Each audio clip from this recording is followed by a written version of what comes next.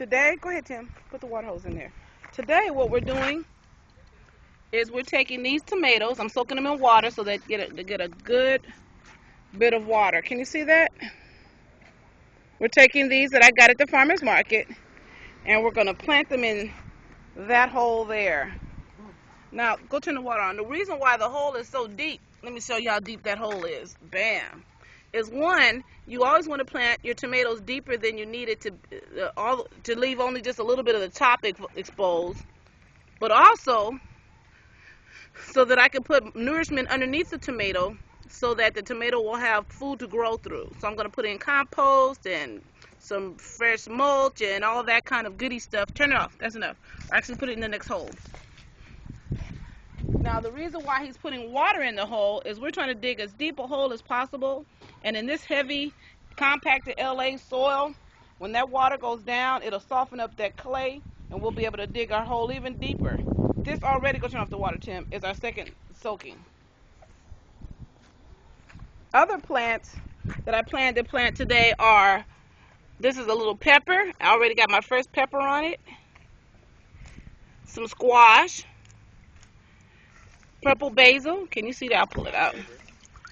Tim's favorite, purple basil. Another squash, and I don't remember what kind of squashes these are. And another pepper that I have also soaking in the water. I soak them in the water so that they'll get more nutrients. I know the truth, these things have been sitting in the sun all day waiting for me to come back. It's about midday, and so I want them to absorb as much water as possible in preparation for planting so that they won't go into too much shock. And the reason why the water's gross is because it's water, rinse water from other veggies and stuff from the sink. Now this is my late May garden. Can you see that? A lot of things have gone to flower. The Swiss chard, the artichokes. I need to pull this one off and eat it pretty soon. Look at the size of that. I've never grown artichoke before, so I kind of just let it go. These are mustards going to flower, and I'm going to try and capture some of the seeds. More Swiss chard. More mustard. Look how big that Swiss chard is. Amaranth's my favorite too. Yeah, well actually I need to pull out the amaranth. There's no purpose. I need to figure out a way to capture the seeds. So today I'm also going to be planting in there, in that little hole there. I have a couple holes already. I'm going to plant the squash in that one. And there's another hole on the other side of that tomato plant. I'm going to plant another squash in there. I think I had, and probably a pepper plant right back there between those cabbages. Look at the size of this other cabbage. That was the baby one compared to the big one. Now I cut the bigger cabbage. Can you see that? And so around that where I cut the original cabbage, all these little baby cabbages coming up. And I'm going to let that plant just continue to grow. And I have, let's see, I'll have 1, 2, 3, I lost track. 1, 2, 3, 4, 5, 6, 7 new cabbages coming up if I can just keep it watered all summer. Look at that Swiss chard. Now you see these holes in the Swiss chard? That is from some kind of caterpillar, and this is why I've been having a lot of heirloom butterflies in my yard. I have found that the caterpillar that eats the Swiss chard is the beautiful multicolored butterflies that I get all summer. Oh, let me show you my first tomatoes too. Trying to avoid the bees and the wasps today.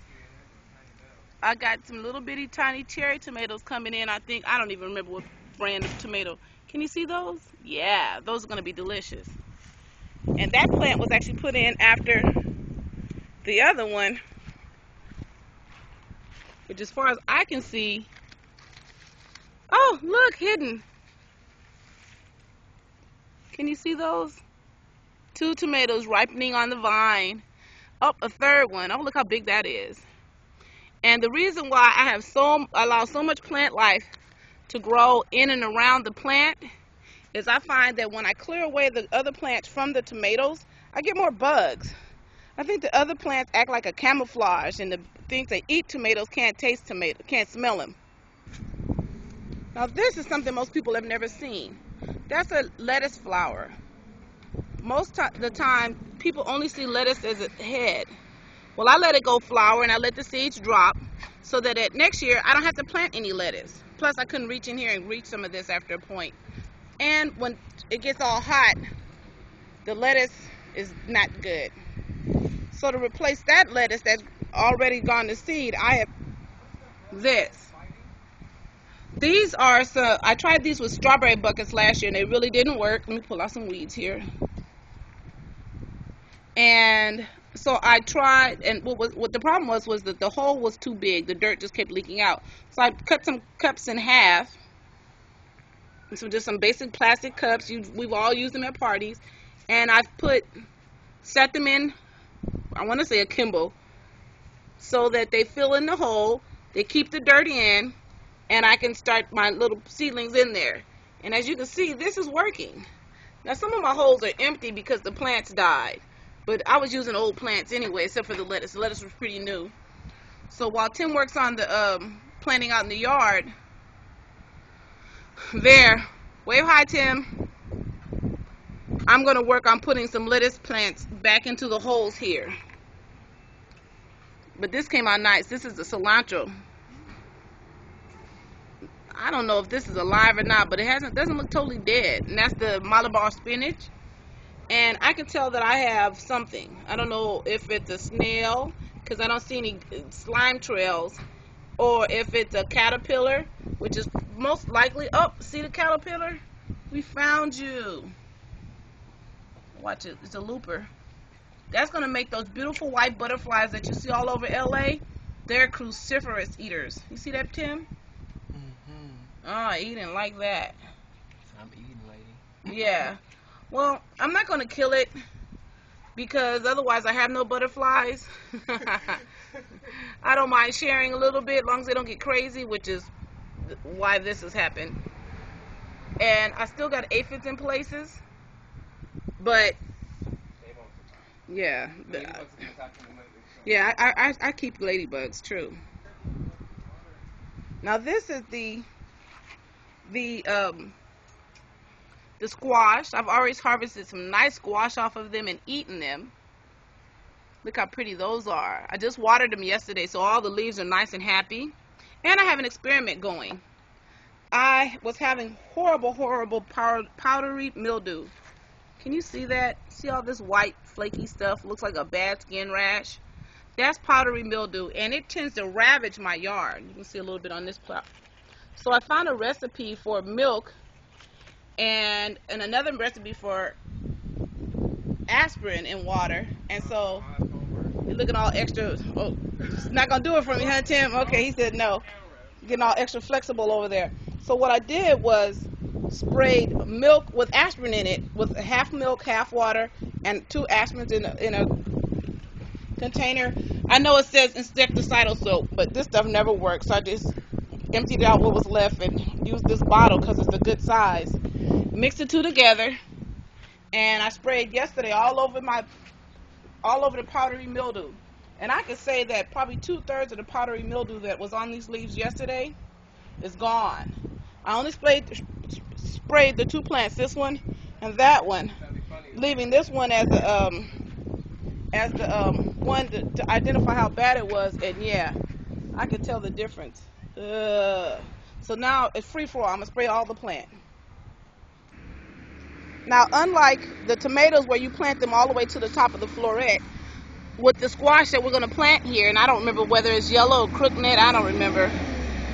You plant this flush. You don't want to plant it any deeper than it's planted in the soil. You do want to create like a little cup so that water will run down into it, but you don't want to plant it any deeper. The other plant, you're going to plant, you know what? Plant it right behind there. Give me this. Oh, there's 2 in there, so we got to separate them. So after we separate them, one's going to go right here. And the reason why is that it'll be nice and shady for a minute. And then when this mustard right here goes to finishes seeding, I'll cut it down, and then it'll be full sun. So that'll give it enough growth time.